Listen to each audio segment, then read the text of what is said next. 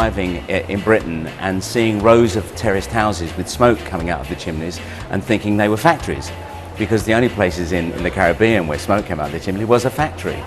Most of them had to buy an overcoat. This is my dad behind me. That's my dad in the middle there. And he didn't have an overcoat then, but first thing they would have done is bought an overcoat, because it would have been so bitterly cold for them. Arrivals at Tilbury. The Empire Windrush brings to Britain 500 Jamaicans. Many are ex-servicemen who know England. I'd like to ask you, please, are you a single man? I am a single man. Only my mother that is depending on me. And I'm also an ex-serviceman. You're ex-service, RAF, yeah, are you? RAF. I took a course in Scotland in case making, and I'm desirous of going back there to see if I can further, because I like it very much, and I'm trying to help myself and also help my mom.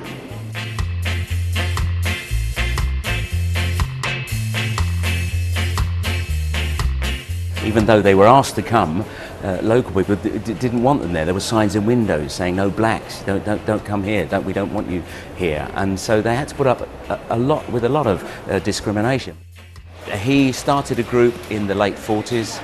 They released a single that was never really a hit, but it was played on the radio, and it's still played today. For generations it's played. And it's called I Am a Mole and I Live in a Hole. And I know a lot of people of a certain age will remember that song. And my dad was the bass voice who sang, I am a mole and I live in a hole. I've had a lot of drinks bought from me because of that.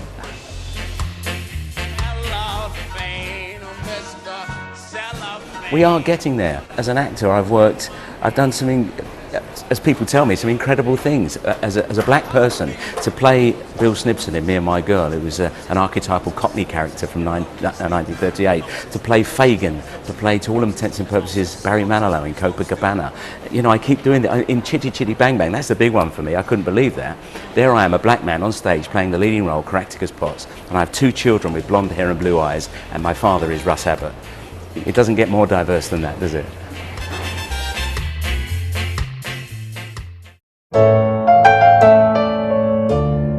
Yanina was sleeping in her cot on this farm in this very pretty rural area, and they were woken up by a loud banging on the door at 4 o'clock in the morning, which was part of a deliberate tactic. And the soldiers came in and told them they had half an hour to pack, and then put them on sledges through what was one of the coldest winters ever recorded in Poland. It was about minus 40 degrees at that time. They were put on sledges, taken to the station, the railway station, where, along with all the villagers from nearby, and in total about 1.5 million Poles all in, they were put in these cattle trucks, rammed so tightly that they couldn't sit down. They had to stand or take turns, and sent off on a 1,000-mile journey to Siberia.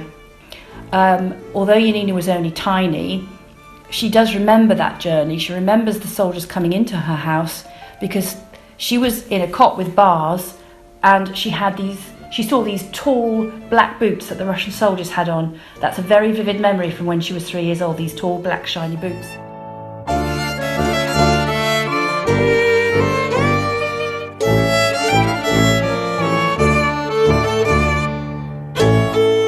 It just so happened that the ship that was commissioned to take Yanina and her mum and sister to England was the Windrush. They were taken to an army camp at Barons Cross in Leinster, and what the government had done was it had actually set up army camps all over Britain to receive the military soldiers who had fought in World War II and their families. And quite substantial provision. It set up little Polish communities with Polish schools and hospitals. So it was almost like little bits of Poland all over Britain to allow the Poles to settle and eventually integrate into society here. Being brought up in Britain, the war is very much, or has always been presented to me, as a really big triumph with Churchill and the victory parades and the Battle of Britain and Dunkirk. And we liberated Western Europe, and I did not appreciate that Eastern Europe had not been liberated. I thought it was desperately sad that you have the Poles, 100,000 plus troops, fighting with the Allies, thinking that they're going to liberate their country and go home at the end, and they couldn't. So that's actually given me a shiver. I've actually got goosebumps right now thinking about it.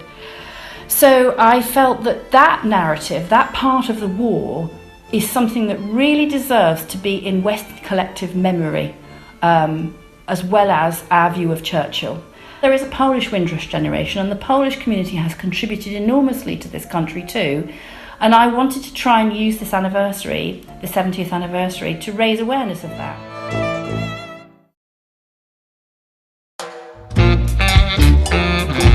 We had a happy time. We had a really happy time. They had this calypsonian, providing music. The plan was to come to England, get a good job, work for about 5 years, go back, rear fat children and watch my vineyards grow. But it wasn't to be. Within 5 years, I started a family, married, had bought my house and working hard and settled down.